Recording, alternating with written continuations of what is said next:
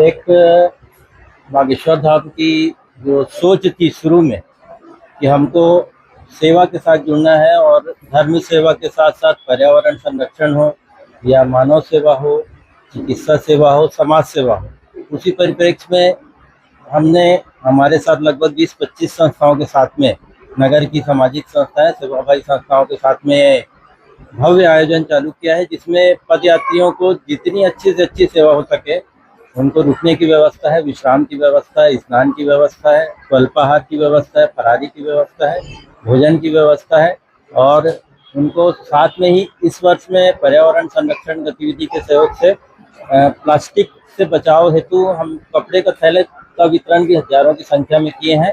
उसके अलावा हमारे सब जो साथियों सोच में आया कि हम चिकित्सा सेवा भी आरंभ करें, तो चिकित्सा का कैंप भी यहाँ पे लगातार निःशुल्क शिविर लग रहा है।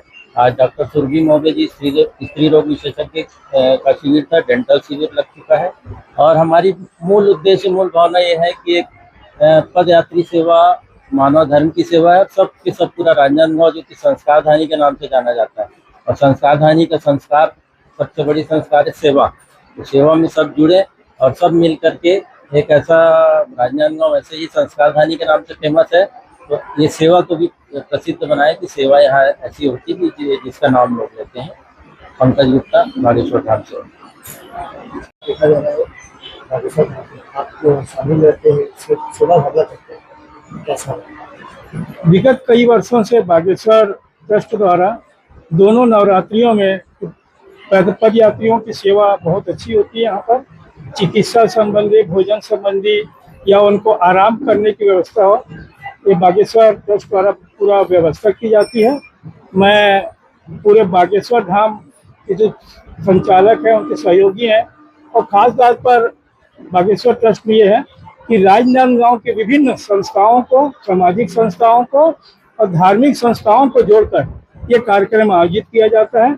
मैं पूरे बागेश्वर धाम ट्रस्ट को अपनी ओर से शुभकामनाएं देता हूं और विश्वास करता हूं जिस तरह उन्होंने विगत वर्षों से ये सेवा भाव यहाँ पर कर रहे हैं, भविष्य में इस तरह की सेवा करते रहेंगे।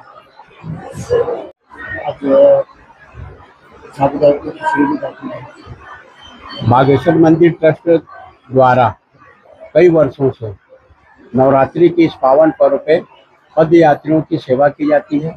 सिर्फ एक सेवा ही नहीं है, वास्तव में मानव के प्रति और मानवता के प्रति और उनके स्वास्थ्य हर दृष्टि से ये मूल उद्देश्य रहा हुआ है।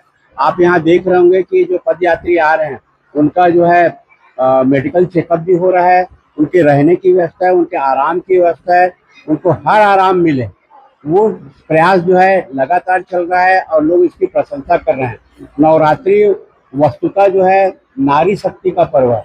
यत्र नारी वसते तत्र देवता वसंते। जहाँ नारी निवास करते वहाँ देवता ही वास करते हैं। जहाँ नारी की जो सम्मान होता है वो चीज वस्तुतः यहाँ पर साक्षात देखने को मिल रहा है और यही संदेश यहाँ पर दिया जा रहा है। इस नवरात्रि के शुभ अवसर पर मैं सारे भाइयों को, शंकराचार्य वासियों को और विशेषकर जो हमारे आयोजक है पंकज भाई और पूरी टीम, उनको मैं बधाई देता हूँ, भाई अग्रवाल जी को और महिला टीम में प्रज्ञा गुप्ता जी को, कि उन्होंने एक बहुत ही सराहनीय का प्रयास किया है जो आज एक मील का पत्थर साबित हो रहा है। जय माता दी।